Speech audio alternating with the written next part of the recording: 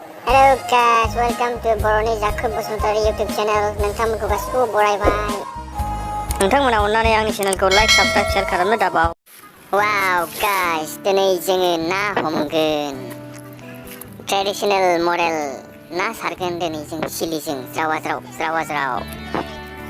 Guys, हम लोग आज मछली पकड़ेंगे ट्रेडिशनल मॉडल में. ये सिली बोलता है, हम लोग इसको बोरो में. इससे हम ज्रावा-ज्राव पानी को बाहर फेंकेगा. आप लोग वीडियो को पूरा आराम से देखते रहो. He is my brother from another auntie becoming silly man today. हाय क्या मछली है, बाप रे बाप. उछल रहा है, पूरा उछल रहा है. ये गोरे मछली है, पिटिक्री मछली भी है. बाप रे बाप, क्या मछली है, बाप रे बाप. ये देखो क्या मछली. ए पकड़ो पूरा पकड़ो, एक भी छोड़ना मत. पूरा अच्छी तरह से पकड़ो.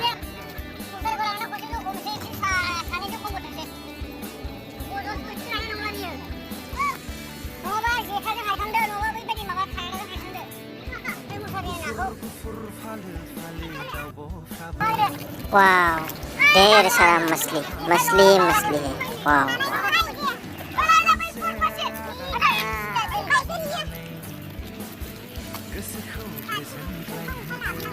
mana le, बाप रे बाप.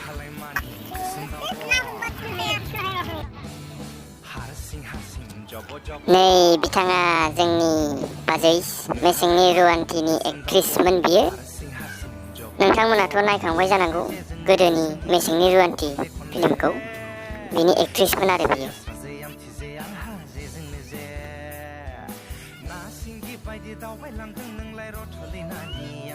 वाव गाइस, बिथाङा दाबो मेङाखै.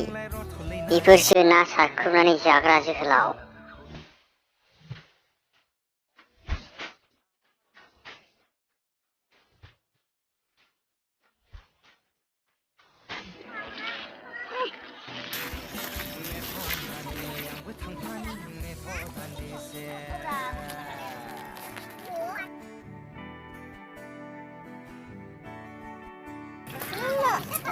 माथो दाउखौ सिनबायसो नोंनि सिख्लाफ्रा.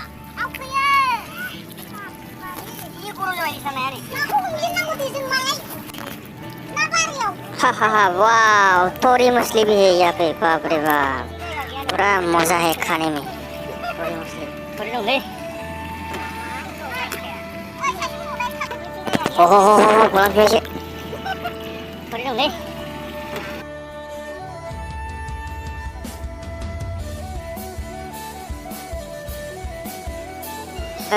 ये देखो कांकराई भी है, केकड़ा.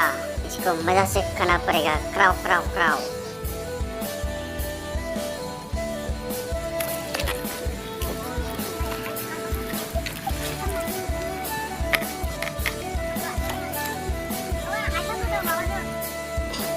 कांकराई बियो जोबोद भिटामिन.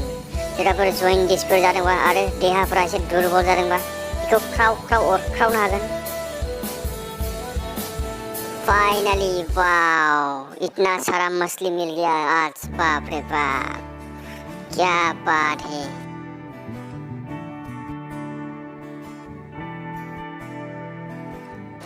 मोजाङै सान्दुङाव फोराननानै एबार नाफाम देनो हासिगोन.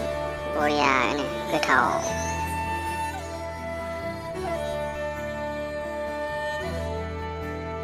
बेवहाय मा दं?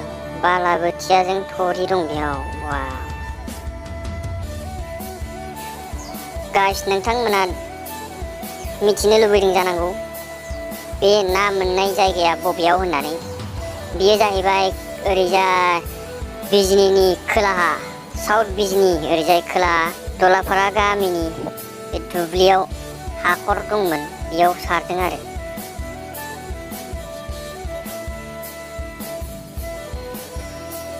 गाइस आज तो मजा आ गया रे. सिंगी मछली भी मिल गया, गोरे मछली भी मिल गया, निचला मछली भी मिल गया, थोड़ी भी मिल गया. और क्या चाहिए, मजा से खाना पड़ेगा अभी. वाह. नोंथांमोना आंनि भिडिअखौ मोजां मोनदोंब्ला अन्नानै लाइक, शेयार, साबस्क्राइब खालामनो दाबाव आरो गोदान भिडिअ नुबाय थानो मोनगोन। नोंथांमोना आंनि चेनेलखौ साबस्क्राइब खालामनानै दोन। जोबजासिम नायनायनि थाखाय गोजोननाय थाबाय। Thanks for watching guys.